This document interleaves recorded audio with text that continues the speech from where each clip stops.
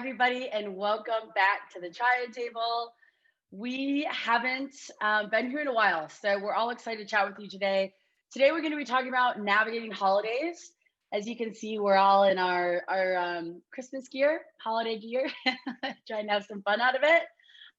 So today, we're going to do things a little differently. Usually, we just jump right in, start going to questions, but we're going to introduce ourselves, which we've never done. I guess you could go follow us on Instagram to look at more about us, but I think it'll be good for everybody to introduce themselves, and then we'll jump into navigating holidays. So I will kick it off. Hope Baker. I come to the Triad Table because I'm a birth mother. I have a son that I placed for adoption 7 years ago. Time is flying. Yeah, I mean, that's where I come from to the table. I wrote a book last year, and after that became really ingrained in the Instagram adoption community, which I met all these wonderful ladies. And let me tell you, even when I started this episode, before we recorded, I had a bunch of questions, and I learned so many things every single day from these women. So I'm going to pass it off to Ashley. Hi. My name is Ashley Mitchell. You can find me over on Instagram at Big Tough Girl. It's my favorite social media platform. I try really hard to stay off of Facebook for, obvious reasons. But I am also a birth mother. Oh my gosh, my son Derek will be 15 in April. So I feel like,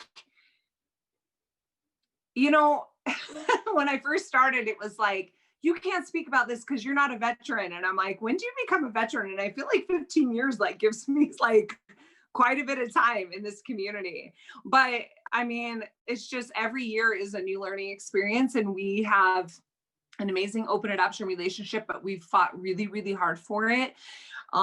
We have a huge passion. I say I'm the founder and executive director of our nonprofit Lifetime Healing, and we fight for post-placement care rights for birth moms, that if we relinquish the rights to our children, that we deserve rights to support and mental health and trauma and education. And so we're doing our best in our little ragtag team to bring that to the nation and to our adoption professionals. And we miss all the women that couldn't join us tonight on the Triad Table, but that's who I am and how I'm here, I guess.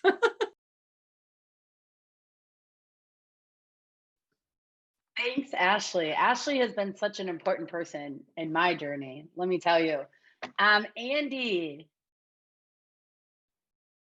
our closer. Yeah, the closer. It makes me feel like a hitman, like I'm part of the mob or something.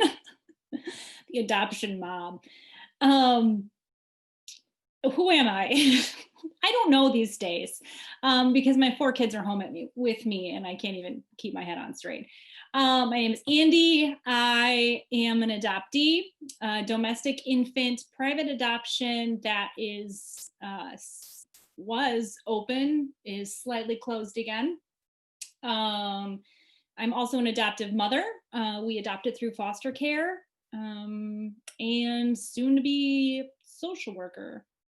So yeah, that's me. You can find me at andy.inc, INK, on the Instagrams. I too avoid Facebook like the plague, because it is the plague. Oh, I love it. And yes, you're going to be a social worker. We're so excited for you and proud of you. Tina. Hi, my name is Tina, and I'm an adoptee, adopted from foster care with my brother almost 20 years ago in a closed adoption in Texas from foster care. So I didn't already say that. And I just stumbled upon this community. I don't really remember how I found it, but I did. And and when I'm not doing stuff on Instagram, I am working as a 3rd grade elementary teacher, surviving, kind of. And I'm also working for an organization called America's Kids Belong. And I do social media advocacy work for them and working to help make content better for foster parents and faith leaders. Thank you, Tina, our teacher. And Carrie, last but not least. Last but not least, I'm the youngest of 4 girls. I've heard that my whole life. Actually, I like being last. I'm a back row girl, actually. So it's really amazing I'm here. I'm Carrie Murray Nellis. I am an attorney. Do not hold it against me. I also run Abiding Love Adoption Agency and now Abiding Love Charities, which is our new 501c3 nonprofit for post-placement care for birth mothers, and then eventually for adoptive parents and adoptees. So, but I started out my career having no clue why I went to law school or why I became an attorney. And it was really neat to see how the Lord really put adoption in my life. I kind of cut my teeth as an attorney representing parents against DFACs. In Georgia, we call it DFACs. So DFACs and in juvenile court and representing children, guardian ad litem work. So I just kind of saw how broken the system is and created Abiding Love to be an answer regarding open adoption. And I was the attorney who walked into the hospital room, and I would be the first person that she saw. And I had a problem with that. The fact that she didn't have anybody loving on her throughout her journey. And so I kept seeing that become the trend, and I decided to buck it.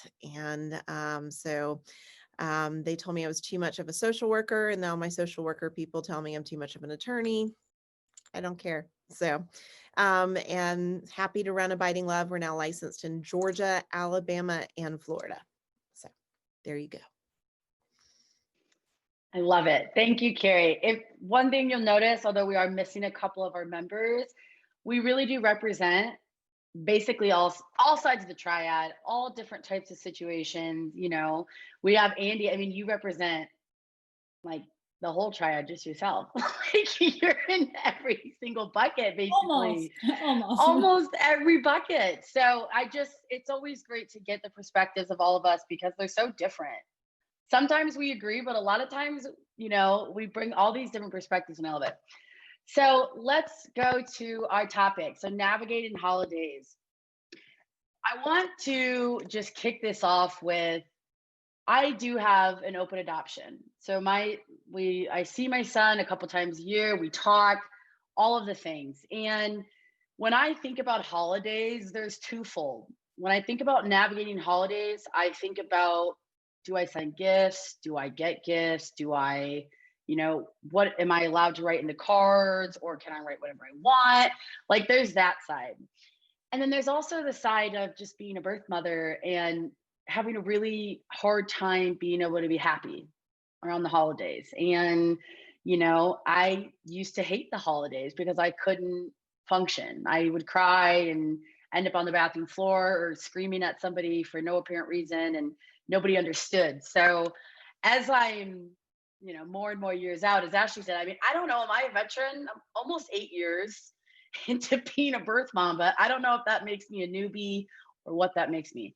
But what I have learned is different, ways to deal with the holiday pain and different ways to deal with the gift stuff and all of that. So we're going to talk about all that, but I would just love to, Andy, I want to start with you. I didn't tell you I was going to start with you, but I'm curious from your side. You're an adoptee, you're an adoptive mom.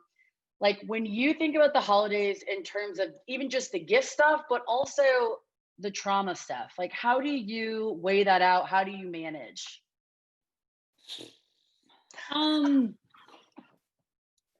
So just a second. Hey, Matt, can you close that door? Sorry, the cat came in and pulled my door open. This holidays in general are a lot, but I'm probably going to talk more about Christmas because it's like, 2 days away. This whole month is really awful for me. My birthday is December 4. So I start triggering a week before Thanksgiving. I love my birthday because it's all about me, and I'm an Enneagram 4, so bring it on.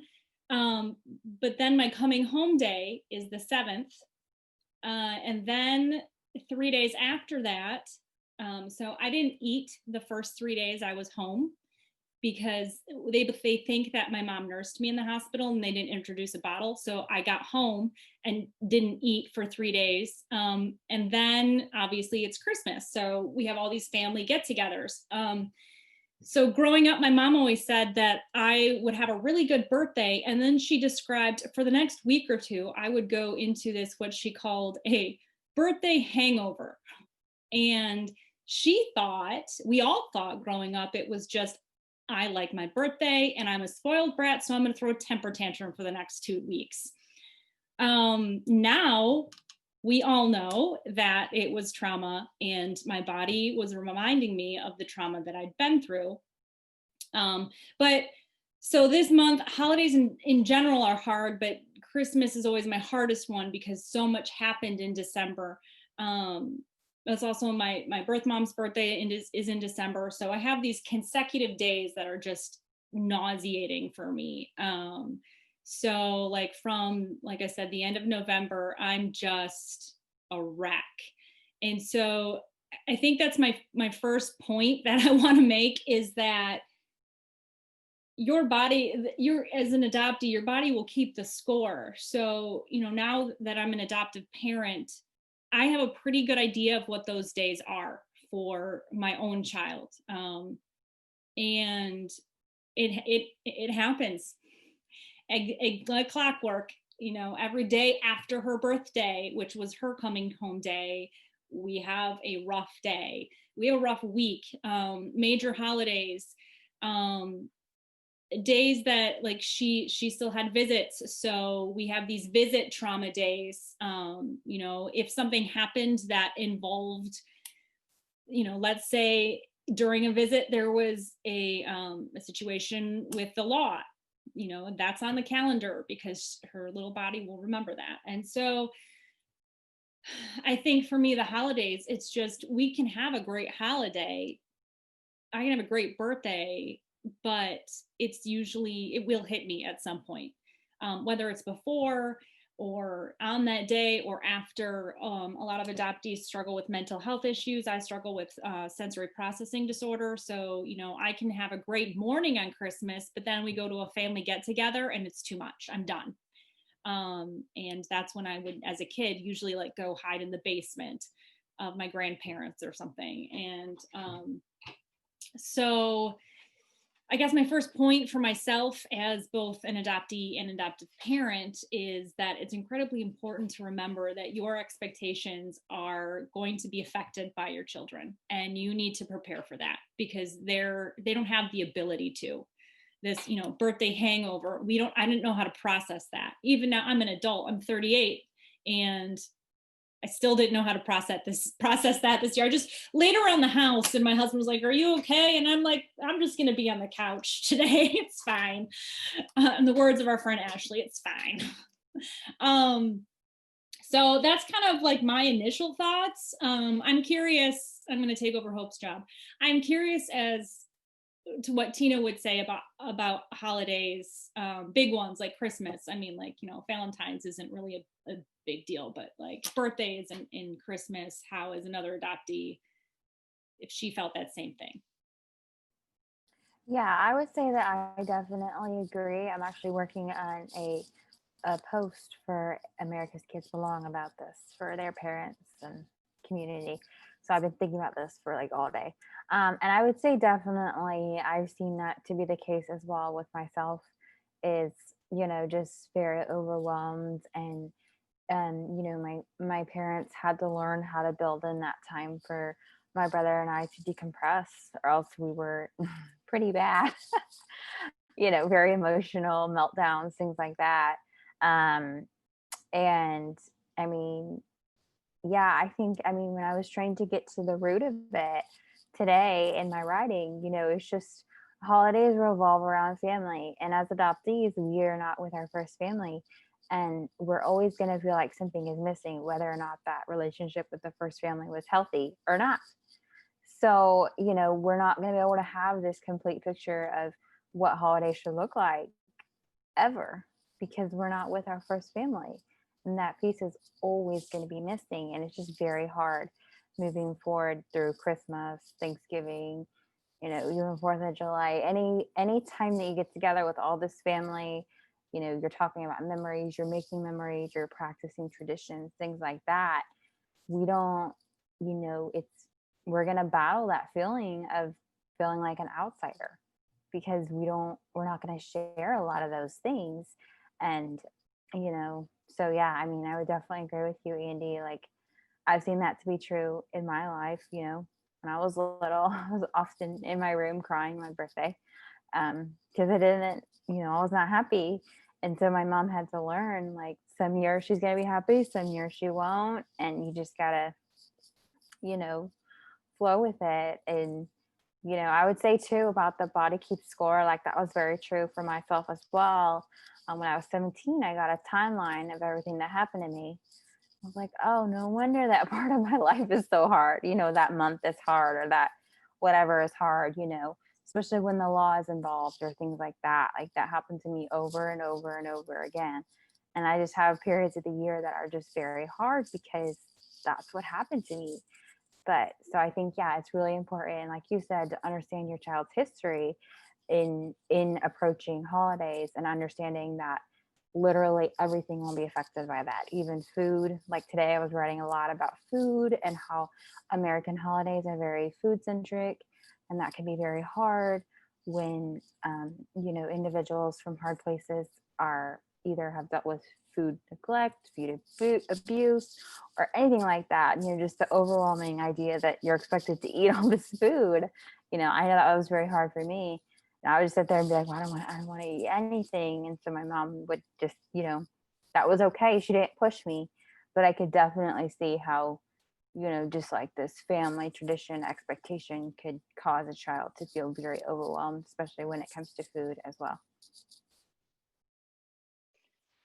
I think both of what you're saying brings back the point, and I know that there were Instagram conversations on it last week or the week before, that adoption starts with trauma. And I'm glad that you guys are talking about these experiences. I think there's so many adopted parents that are here, and even in my in my own story, when I'm talking about feeling so guilty for the trauma that I caused my son, and like, I didn't realize it at the time that he was going to struggle for the rest of his life because of decisions that I made, and that certain days or holidays would be hard for him. And when I'm talking about that trauma, it brings up a lot of sometimes negative DMs from adopted parents saying that that's not true. And, adoptees, they're lucky to have such great parents and have a home. And I appreciate your perspective so much. And it's interesting because some of the things you're saying, although I'm on the other side, like, something's always missing at holidays for me. And I know, Ashley, I know you feel the same way because you talk about it. Like, there is always something missing when there's an exciting day, or even just like something really good happens, or there's always something missing in my heart. And I know that from you speaking that adoptees feel the same way. And I hope that these conversations can help hopeful adoptive parents and adoptive parents understand these sides. Because imagine, Tina, if you didn't have a mom who supported you the way that she did and understood. Like, it sounds like, Andy, you didn't. And that, I think, was probably made it 10 times harder. So I just so appreciate your opinions and vulnerability to share. I do want to ask, so, I hear what you're both saying, and I'm curious if you have any advice for adoptees who are feeling the same way. How can they, heal, or what are you doing to try? Are you trying to, overcome it, or are you letting yourself just live in that until it passes? Like, what are you doing, to maybe like get yourself out of that sinking feeling, or that funk? Or maybe you're not, and that's okay too. So, I mean, I eventually would like to work out of it so I can not have to struggle through December. I think it really depends where each adoptee is. If you are an adoptee who's in the fog, you may not even notice what's happening to you. I hope you said something earlier about how you would, around holidays or special days, you just snap at somebody. Like our body is going to have this energy and it's going to want to output it somehow. And I find that a lot of adoptees who are still in the fog, they, this is what I used to do. We would be headed towards a family event and I'd pick a fight with my husband or pick a fight with my parents, or, I just felt this energy inside that needed to get out. And so it was whoever was close to me was going to take my wrath. And then, I'd get it out and I'd feel better. Now this is really the first year that I've been aware and have been aware enough to grieve each day. And so that's what I focused on this year, was just sitting in the yuck and allowing my inner child to feel abandoned and to feel hurt and to feel hungry and walking through that. And I'm hoping that next year, I can take the next step and encourage that inner child and try to move on. But I think like practical steps is really just being aware about when your trauma days are, so that you can kind of brace yourself for that. I always have like a plan A, like plan A is we're going to Christmas with my family and we're going to have fun. And plan B is, nope, we're watching Elf on the couch for the 100th time. We're all going to eat popcorn for dinner and no one's getting dressed today. And so just to give that space for yourself, so that when your plans go awry or when you pick a fight with somebody, you don't feel shame. And I think that's my biggest piece of advice, is just to make sure that no matter what you decide is best for you, do it in a way that you don't feel shame afterwards, because that's only going to compound your trauma. So, and for adoptive parents, you need to create spaces around holidays so your child doesn't feel that shame of being the kid who's adopted or the oddball out, especially if I'm not a TRA, Tina can speak to this, but when you're talking about cultural traditions, what's your white family doing that your kid doesn't feel a part of? I'm a pretty white lady adopted by a pretty Dutch family.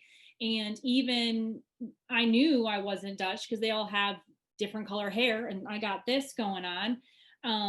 So, what is my family doing today? What are my cultural traditions that we're doing? Every kid's going to miss that. So creating these spaces where your child can have the space to melt down, can have the space to process those emotions, bracing yourself for your child's anger or tears or frustrations, creating a plan A and a plan B. The whole point is to just avoid a situation where you as an adoptee or your child doesn't feel shame for expressing themselves. Can I ask a question? And I don't want to, Tina, I know you need to answer this question, but I think it's helpful to know kind of where everybody's coming from. Because I know, I'm so thankful I've gotten to know y'all better over, this past year. Andy, so your mom, in Georgia, we call it surrender relinquished. Did you, go directly to your adoptive family home? I'm trying to kind of figure out that timeline, and then also figure out the timeline with Tina, because I think I have so many adoptive parents that I work with that they're like, well, but she's not going from foster from this home to this home, this home. Does it have the same effect? Are we going to have those same effects with holidays and everything? So sorry, just wanted to ask. Yeah, no, I think, so I went straight from my biological parents from the hospital to my adoptive parents. And they fostered me for that amount of time. I can tell, I can't speak personally from experience, but I can tell you the adoptees that I've spoken to who have gone to foster placements in between, in a private domestic, it doesn't matter how you got to your home. Holidays are just going to be rough. Those trauma days, especially if you are going, to a respite family in between, those are transition.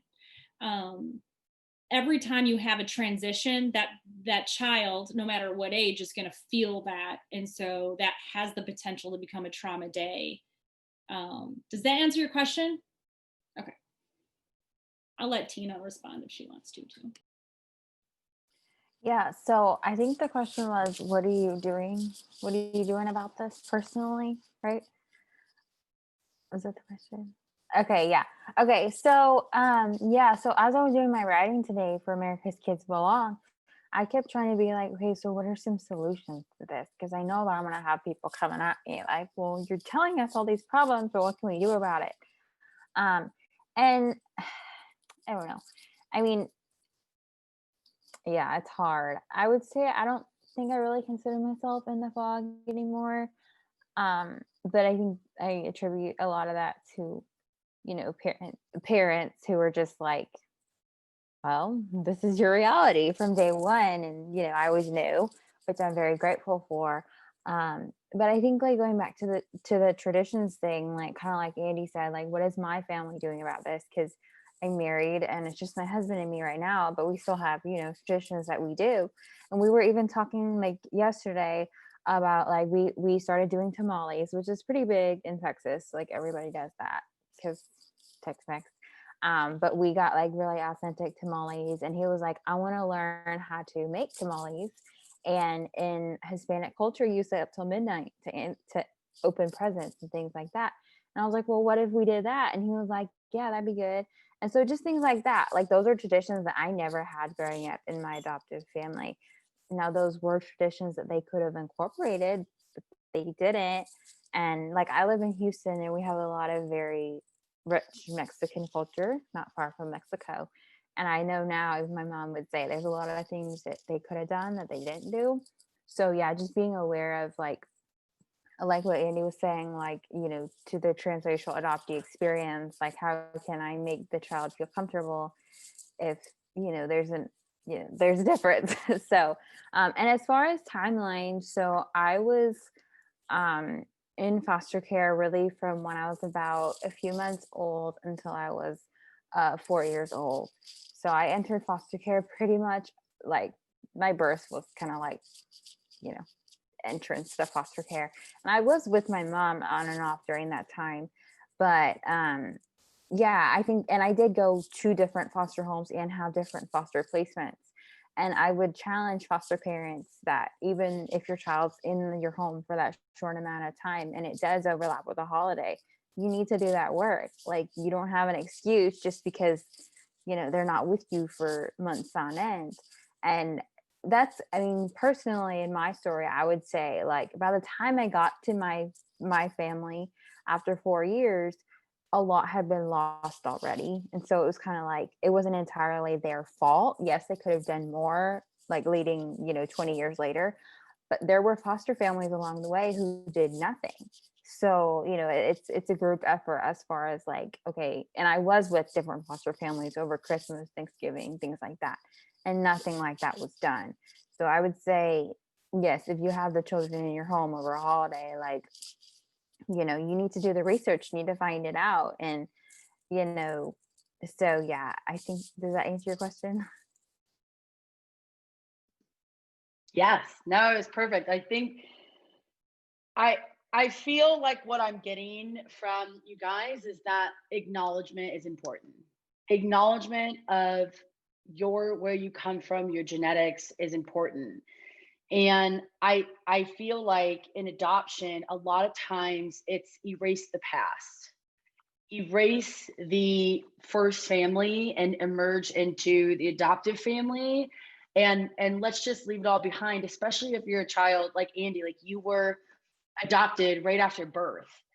And I think that there's this message in this, and maybe I even used to think that this was possible too, that because you're adopted right after birth, that there really isn't, the trauma is different than being adopted out of foster care or at 3 or at 5 or as an older child.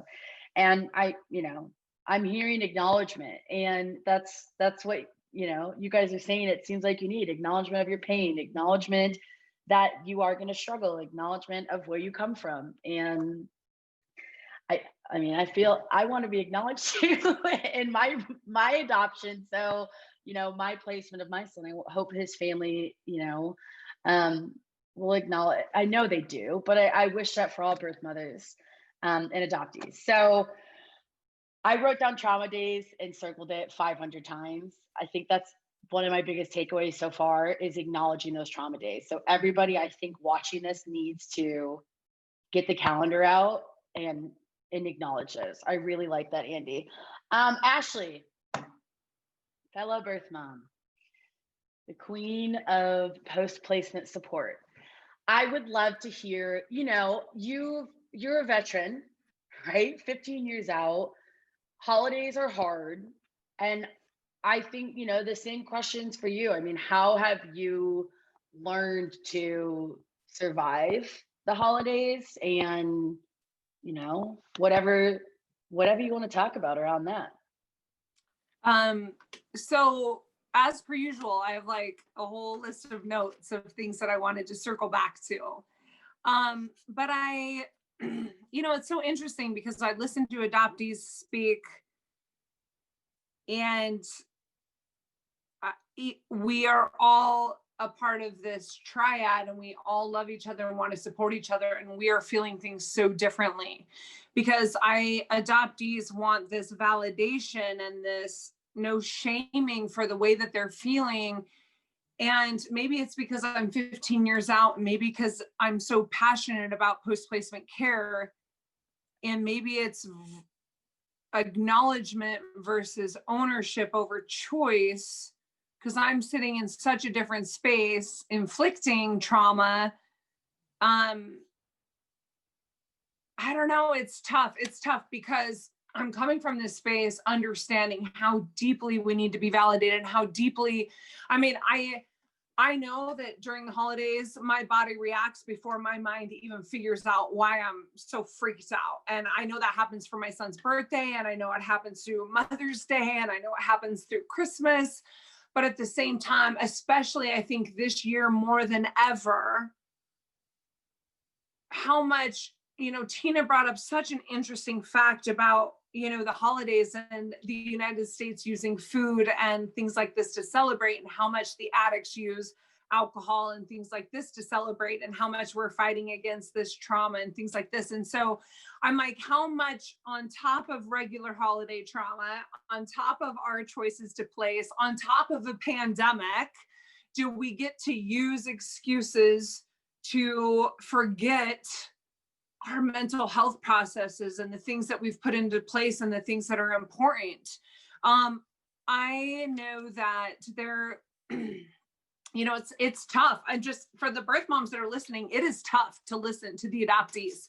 And I love these women so much. And we've had personal conversation about this, but it's tough to hear them talk about how hard the holidays are for them because of choices that we've made. And I know that we want to be able to struggle and have pain, and we miss our children through the holiday, but we chose it. So do we get to miss it? Do we get to feel bad? And do we get to be mad because the adoptees are mad at us? And one of the things that I realized is how often we kind of are the villain in the story. And that's tough for birth parents. That's tough. Especially during the holidays when everything is so heightened and our own personal trauma is heightened and the adoptees' trauma is heightened and all these things. And I loved what Carrie brought up. I did a poll at the end of National Adoption Month at the end of November for adopted parents about what was the biggest lie that you thought about adoption. And one of the number one answers was that if we adopted at birth, there would be less trauma. And we're learning so much of how much that is a lie and how much that is in part because of birth parents' decisions. And so this is so hard because this internal conflict of this disenfranchised grief, I chose this, so do I get to grieve and do I get to feel bad? And then I have to take on the blame of the children that we placed and all these things. So I want to sit specifically with the birth parents. I want you to know, first of all, that you have the right to miss your children in the holiday, whether you chose this or not, whether the state came in, whether you were coerced from your family, whether you placed out of fear of your own safety and health.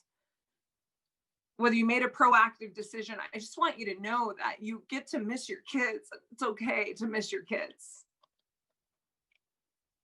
And it's okay to feel bad that your kids are mad and angry and feel bad.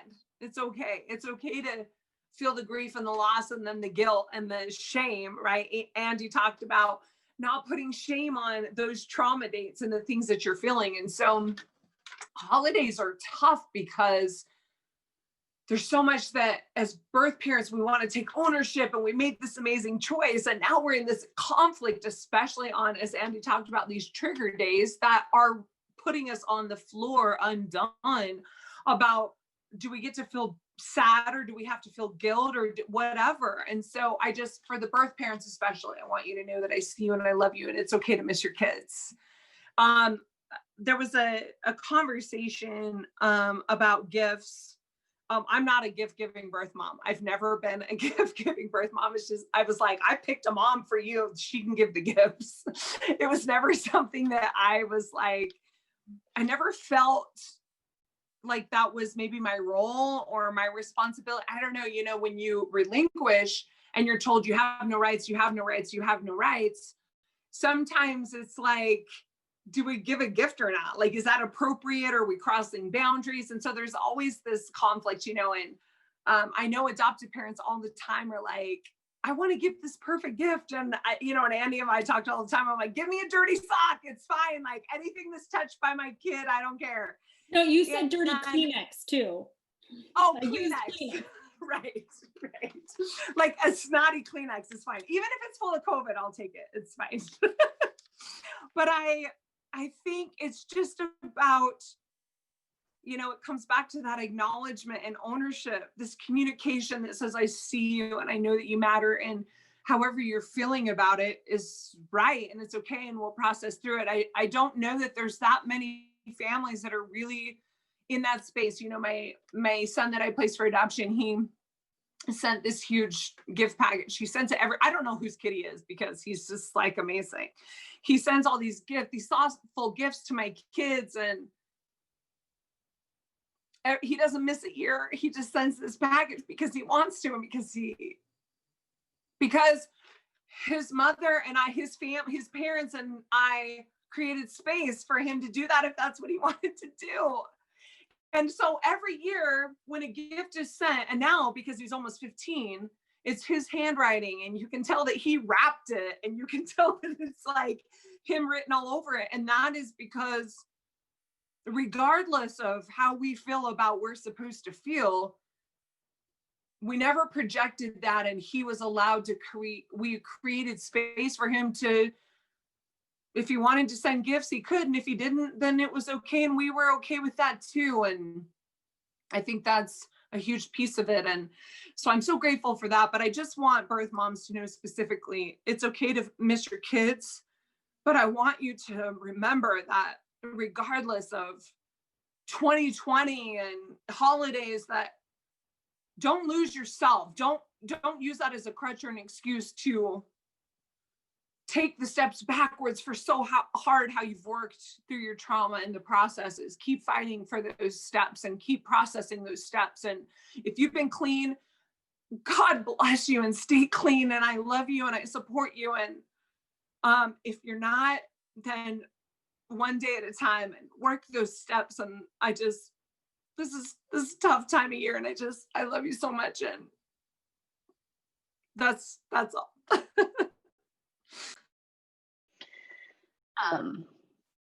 Ashley, gosh, I thank you for being the voice for birth moms every single day and fighting for us and fighting for birth parents every single day. You do the work of 20 people in one, maybe more. And I just thank you. Thank you for validating so many different things. And it's okay to miss our kids. And just hearing that it's overwhelming, and it's hard sometimes as a birth parent to say, you made this choice. And this is something I've grappled with for 7 years, almost 8 years. I made this choice. I did this. Do I have the right to feel this? Do I have the right to scream? Do I have the right to feel pain? Do I have the right to speak out? He should be the one who can be hurt and angry. But what I've learned is that if I don't give myself that right, I end up in a dark hole, and I end up making choices that put my life at danger and put my life and my future at risk. And it's scary. And since I've decided as a birth parent that it's okay for me to be pissed off and angry and sad, even though I did this to myself, I made this choice, I did this to my son, I did it to myself. As soon as I acknowledged that was okay for me to feel that way, I was able to get out of that dark, scary, on the route to death, that hole. So I just thank you. Carrie, looks like you want to say something. I'm gonna pass it to you. Yeah, I just want to say, I mean, sometimes I feel, and I hope this is taken the right way, but sometimes I feel like I don't belong here because I'm not a birth mom. I'm not an adoptive parent. I'm always been open. It just never, and I'm not an adoptee, but I've been around the block and I've been in the trenches here for 15 years. And I'm just saying, watching all of y'all and what you're talking about, this, and I feel like we see this every time, but this is revolutionary. And the reason it is because where was this 15 years ago when Ashley placed? Where was this 7 years ago, Hope, when you placed? Andy, where was this, 21 years ago when you were born? and yep, Carrie knows, 21. Yeah. And the same for you, Tina. I mean, but that's the beauty of what's happening right now in the adoption community. And even on my end with adoption professionals, we were just telling all of y'all, you made this decision, move on, forget about it. We were telling you as adoptees, hey, you know what? You're in a great home. Your life is better or not. I don't know. Lucky. Yes, you're lucky. And so you need to just focus on that. And instead, what we're doing is we're sitting in here, and I love the idea. This is a triad. What we're doing is the three corners of here is creating this space. That's what we're doing. We're creating the space so that, you, Hope, and Ashley can say, I can sit in this. I can sit in, I made this choice, and yet I still miss him. And it's okay for me to. And as adoptees, you're saying, okay, I've got to give myself permission. Like you said, Andy, almost every day during this season, you've been doing that. You've got to do that. And adoptive parents, it is your responsibility to make sure that you are facilitating this space so that all of those places are happening. And if you don't, then it's open-ended and there is no space. And so I'm saying to y'all, thank you. And I'm saying, I feel like there's a lot of negativity and people are like, oh, it's so against adoptive parents or so against adoptees. And, but what we're saying is we screwed up. We really screwed up. I mean, we've screwed up in the foster world. We've screwed up with birth mothers and expectant moms and adoptees, but we're trying to fix it. And I think all of us communicating right now and having these hard conversations is part of the solution of fixing it. It's not a flow chart and it's not a diagram and there's not little clean boxes and everything, but it's us communicating. And I think that the theme that I keep getting, and I keep getting every time we all come together, is darn it, we just got to communicate and talk. All sides of it with all of the relationships and putting yourself in the middle and saying, this is who I am. This is where I am, and take it or leave it in a nice Southern way. I'm just kidding. Oh gosh, Carrie, you're right. Everything you just said, you're right. There is sometimes negative feedback about these conversations because you're saying things that people don't want to hear. People don't want to hear that they screwed up. And I think that people don't always want to hear other sides of the triad, whether it be adoptees or birth moms or even adoptive parents. I mean, sometimes I get tired of hearing adoptive parents' voices, like I do, which makes me just as bad as them not wanting to hear a birth mother. I'm trying to be better about it. But that just happens. And Carrie, communication. I can look back at some of the hardest times in my open adoption and in my triad. And most of it came down to lack of communication or misunderstanding in communication or not speaking up about what I needed or not listening to what they needed. And so you're right. And I just love you, ladies. I really do. I'm just thankful to have you all at the table and speaking. And Carrie, you belong here, and you always will have a spot at this table. You belong here. So I do want to kind of like shift a little bit. I know that we were going to talk about gifts. We talked a little about that with Derek, you, Ashley, but Andy, I know you wanted to bring something up about gifts, so I'd love to. Yeah, hear it. I just wanted to touch on like the other end of gifts because I'm an adoptive parent now, and we adopted through foster care, and adoptive parents who adopt through foster care sometimes think they can just shut the door and walk away because the parents like royally messed up, so they have a legitimate excuse to like push that aside. You are wrong. Your child will always have biological parents, okay? Most foster children eventually make contact on their own as soon as they turn 18. And it is your responsibility to start breeding a relationship as much as you can in a healthy manner and teach them that while they're in your home so that they have a space in your home when they enter into reunification. So when it comes to gifts, I just want to say that even in foster care, you can allow the exchange of gifts. And just today, we got a package in the mail from our daughter's mom with Christmas gifts. And that is something we will always allow because it is something she asks for. It is something she takes the time to do it. She asks sizes. She asks what she's into. She's truly invested in making sure that her daughter gets this experience. So we open it, we take videos, we take pictures, and I immediately message them straight on. And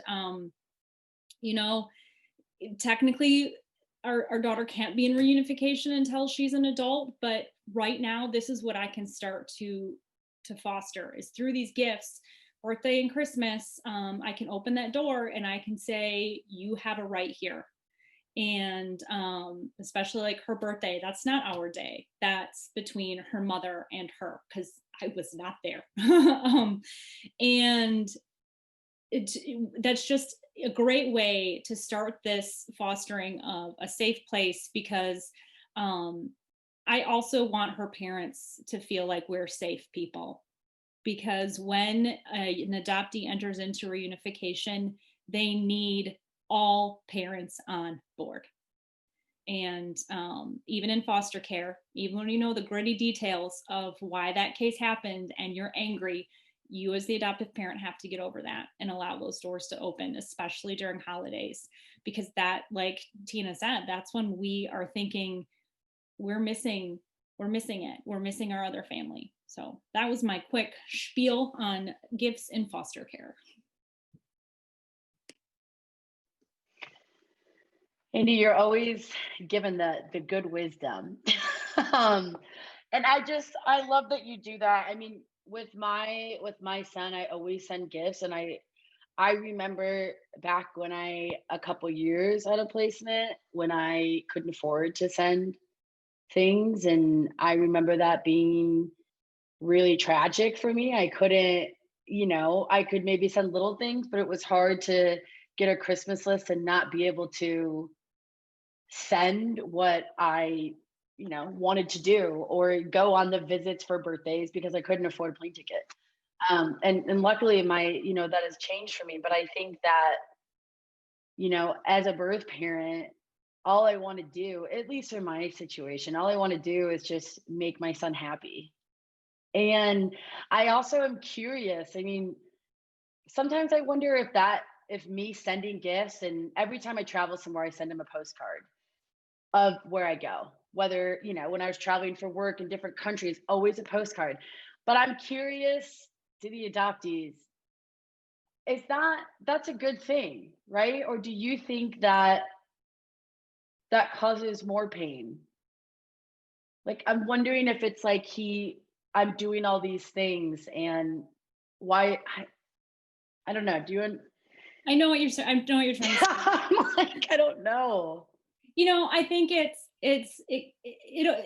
I'm never going to rule out that something is going to cause pain to an adoptee, because all of us I say this all the time, every adoptee story is just as unique and different as they are. And so every adoptee is going to process those things differently. I can say from my perspective, like, I didn't expect my birth mom to stop living after she placed me. Like, she, when we were writing letters when she got pregnant with my little sister, and, she could have chose not to tell me or not to get excited with me through letters because she would feel bad in some way that, this is her next kid that she's having. But from my perspective, things that my birth mom did brought me joy, because I wanted, and even to this day, I want my birth mom to heal and move on and have joy. Like, I just, why wouldn't I want that? Like,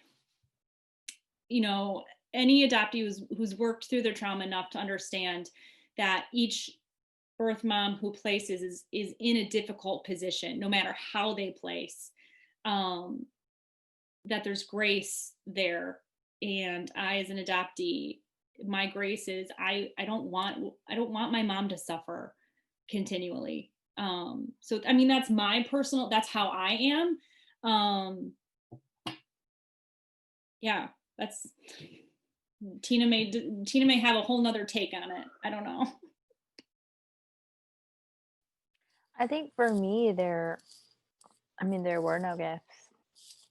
So, we had gifts in foster care. When we were in foster care together, she sent letters and gifts to us in our home, but we didn't even really get those. Like, those weren't really given to us. So that wasn't my fault. That was my foster parents' fault.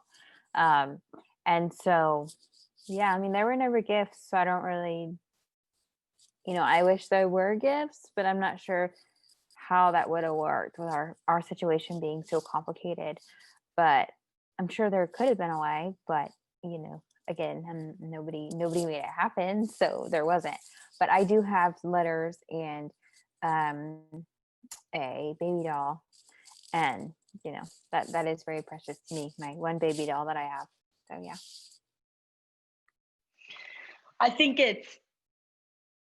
I won't know until he can tell me, right? And I think that that's a big thing as a birth mom understanding, is that someday he might say, I don't want to talk to you, and that's okay. I just have to let him go through that. But I appreciate the perspectives. Like I said, I'm always learning all these different sides, and sometimes it's stuff I don't want to hear, to be honest with you. It's hard for me to listen to you guys talk about your pain, because I did that to somebody, just, and so it's traumatic and it's triggering, and I think I've almost cried 20 times. I feel like I'm going to cry now. Just, it's hard. But it's good. It's out in the open and we're learning. Ashley, I know you wrote something in the chat and I want you to expand. I'm not sure. Yeah, I wanted to make a comment, and I wanted to pass this to Carrie. When we first started with this topic, we were like, oh, this is, we don't go the full hour, it's fine. And here we are, we could dive into so much. And I love Tina. I always feel like she's the great equalizer, because she always brings us back to just this level playing field that says, I didn't have this and this wasn't a thing. And we're all going, oh my God, I'm so, and I'm going to embarrass her because she doesn't know this, but Tina teaches me more than I mean, she's just such a powerful influencer. So if you're not following her, and I know she would not think that, because she's the most humble, but she really, in our entire group on this triad, she just is the great equalizer that's so humble and soft spoken, and brings us all back to a reality check that goes, wow, our pity party is just not, it's just that is our individual pity parties. And I'm so grateful for her. And I know that's not how she views us, but it's just really powerful for me. You know, one of the things that I am constantly learning is how parallel our freaking journeys are. And we think we are so different in this completely different orbits of this journey. But when I'm listening to adopted parents being withholding and being so afraid to send gifts because we don't want to cause more pain, and then birth mom saying, I'm so afraid to send gifts to our child because we don't want to cause more pain. Hello, we're all having the same feelings. And at the end of the day, we're withholding because of our fear. And we don't get to dictate how trauma comes up because of what we sent. So in gift giving specifically, I tell adopted parents this all the time. They're like, oh, I don't want to reach out and I don't want to send an update or I want to send a Christmas present because I'm afraid that she's going to be too sad or it's going to be worse. And I'm like, we're already sad. It's Christmas. We're already sad. You don't get to dictate if we're sad because of what you sent. You just have an obligation to send it and then let us process how we're going to feel about it. You don't get to dictate our response. You just have to have integrity in your action. And so I'm just watching these parallel journeys and we're all walking on eggshells, but we're all actually experiencing the same thing. We just don't talk to each other. Carrie can say it 100,000 times and we're still not going to hear it. Communicate. And because of fear. And I feel like so much is rooted in fear. I feel like we're so, as birth parents, and I, for myself, we're so afraid to say something because we don't want the adopted parents to take our visitation away. We don't want them to take our kids away. And adopted parents are afraid to say something because the birth parents are going to shut off and then they failed their kids. And I just feel like we're all walking on this eggshell when really at the end of the day, if we could break through this barrier of fear and just say we're all feeling the same things, we'd be fine. And it would be fine. And I think it's, we've talked about this before. I feel like the adults make it so much more complicated than the kids, but just celebrating, I don't know. I think at the end of the day, we just have this opportunity to show up. And how many people get to say that they showed up? I mean, and you know, you listen to stories like Tina where they couldn't show up and I couldn't show up. I was 5 years not showing up and it's a mess and it's chaos personified. But at the end of the day, we don't get to dictate how the other feels. We just have to show up. And in the holidays, especially, we have to be humbled enough to say, this is our family. And we can try and eliminate it all we want, but we're not going anywhere. And it matters. And stop making it so freaking complicated. Reach out, send the holiday card, send the used tissue. I don't care. Just stop making it complicated. We're family. We love each other. And that's all that matters. And it's okay. It's going to be okay. I think, you know, it's interesting. You're talking about it's rooted in fear, but I think there's another angle of this. I think there's the fact that there's anger. And, you know, I am a strange bird for so many reasons, but, you know, not only do I work with expectant moms and birth moms, but I also do adoptions for foster parents. And like tomorrow, I've got 6 adoptions in the morning for foster parents. And they all look at me like I have 3 heads because I'm sitting there at the end after, you know, this hearing going, okay, taking the attorney hat off now. And now I'm going to put the social worker hat on and, you know, all these things, but that because they're scared and they're angry. A lot of the stuff that unfortunately DFACS makes them angry at the moms and makes them scared of the moms. And so they do not see the mothers as people and as humans, and they don't see themselves in them either, which is mind-blowing to me. I mean, how many times have I screwed up or messed up or made a bad decision or made a good decision? That's just who we are. And so I really challenge adoptive parents, especially foster parents, to be reflective and to sit in a space where you are not judging others and don't see yourself as being heroes or saviors or anything like that, because you're not. But the other thing is, adoptive parents, let me tell you something. I sat with an expectant mom this summer who did plays. And as we were talking about open adoption, and her only experience was she had one child that she lost to defects and two children that were placed with a maternal grandparent. And she said, and I'm talking about open adoption, what this can be if everybody's going to do the work, what it can be.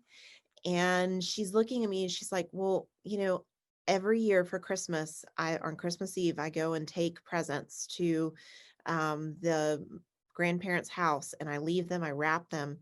And every Christmas Eve at like around midnight, they return them to my doorstep and leave them there. And my kids never see those presents. Is that going to happen? And I'm like, we're going to end how this happens. Like, that is not what because the adoptive parents that she chose were educated in knowing and understanding that presence, can be helpful. And so we want to build that relationship, that they want to foster a real relationship with her as well as the child, which is amazing. And they're learning and watching things like this and learning that they've got to create spaces for the child and for his mom, his birth mom. So we've really got to be smart about looking at ourselves in the mirror and not judging, because just little things like that with gifts, I mean, that broke her heart. It broke her heart. And then this Christmas, I felt so bad because we were supposed to have a visit last week and they were driving all the way down it was about 9 hours that they were driving down. And then all of a sudden, right when they got to the South Carolina, Georgia border, they found out that they had been exposed to COVID. And so they had to drive back up and it was devastating.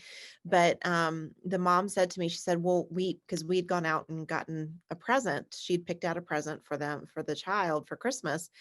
And she's like, well, will he still get it? And I'm like, oh yeah, he will. Oh yeah, he will. So, I'm just encouraging, get over the fear, communicate, but also if you're angry, look at yourself in the mirror, because we've got to let go of this anger. And sometimes it's misinformation that's given to you, but gosh, we have brains, people. Look at lives and situations and use your own brain and come up with your own ideas about people, not what other people say.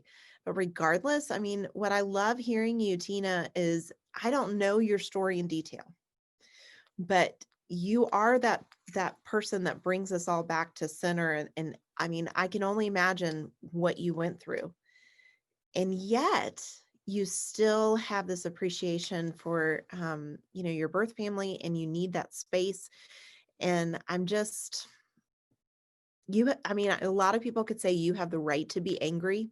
You have the right to hate them. You have the right to not want to have any part of them in your life. But you balance that so beautifully. And I just want to say thank you for that, because it's encouraging others. Hopefully others are watching you and saying, okay, I need to do that for my child that I'm adopting out of foster care, or for my foster child. There's a concept. Just because you're not adopting the child doesn't mean that you don't create these relationships, right? So I'm just encouraging y'all to look in the mirror. This whole saviorism thing, yeah, it doesn't fly.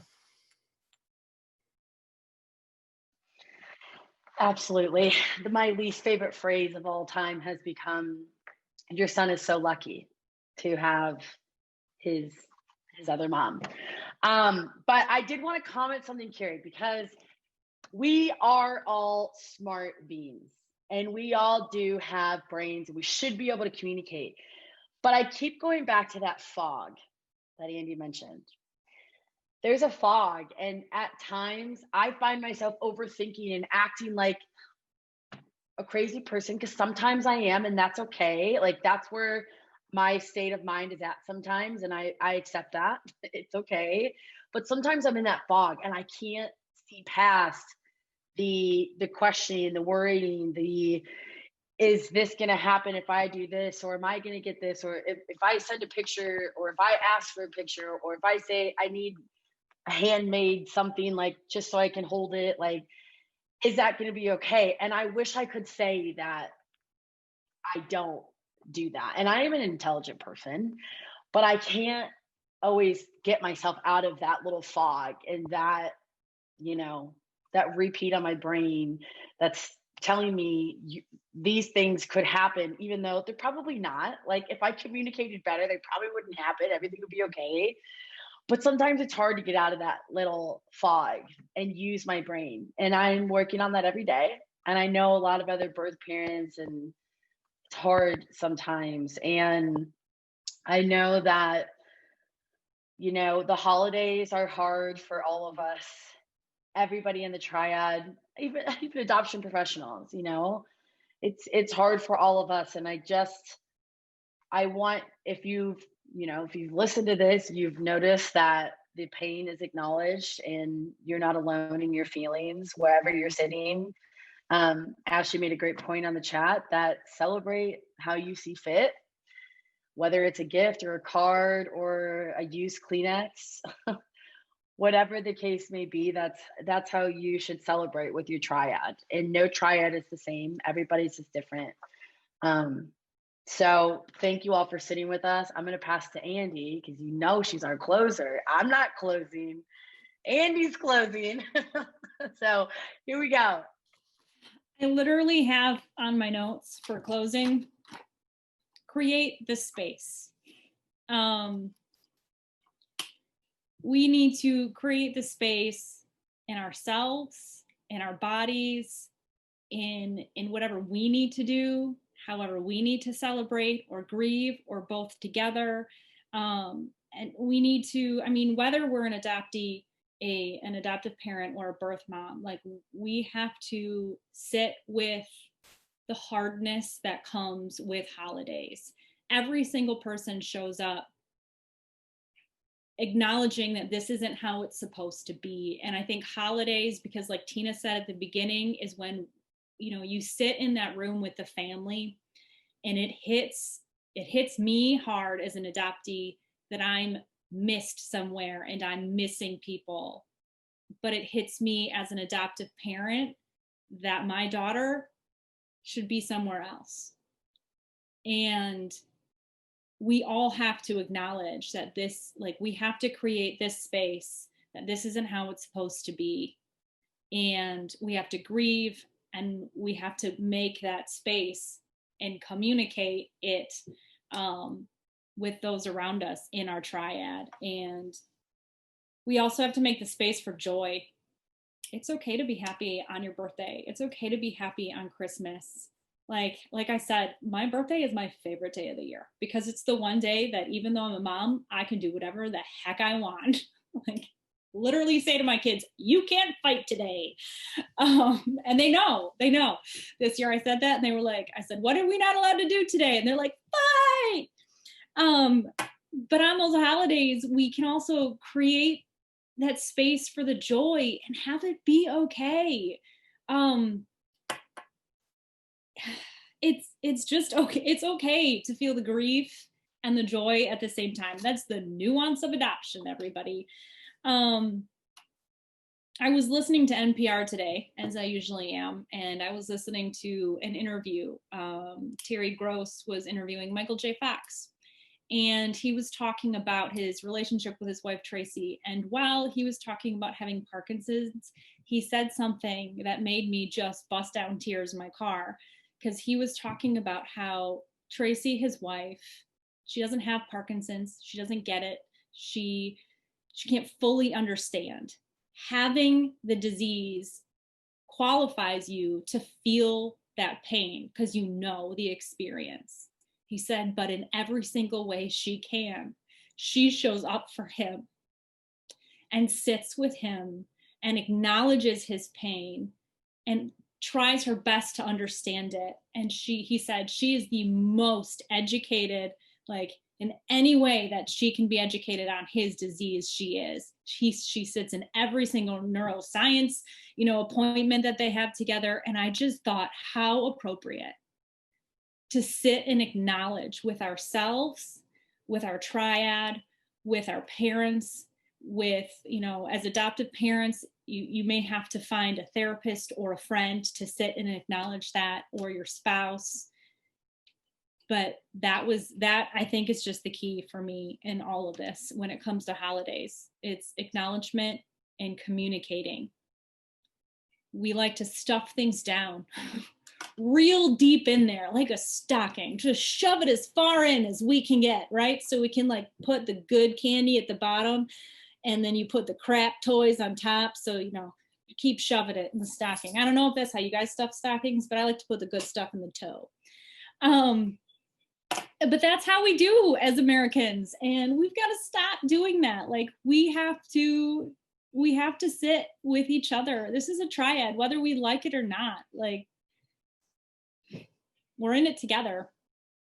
And if we're not communicating, if we're not creating those spaces, then we're going to create situations, where the adoptees miss out, or the birth parents, are really hurting or missing their kids, or even spaces, as an adoptive parent where I get defensive because I feel like I have priority, but I don't. So that's what I'm going to close with. All of that. Oh, I wanted to wrap it back around to that. When we don't do all of that, guess what it creates? It creates that shame. So we're all sitting with it. And we all know how Brené Brown feels about shame. The end. Merry Christmas. Merry Christmas. Happy Kwanzaa. Happy Hanukkah. All the things. Thank you, Andy, Carrie, Tina, and Ashley. We're wishing you all happy holidays. Woo, wow. I'm going to go hug my dog and have a quick cry. Hanukkah's over. Everybody. Yeah.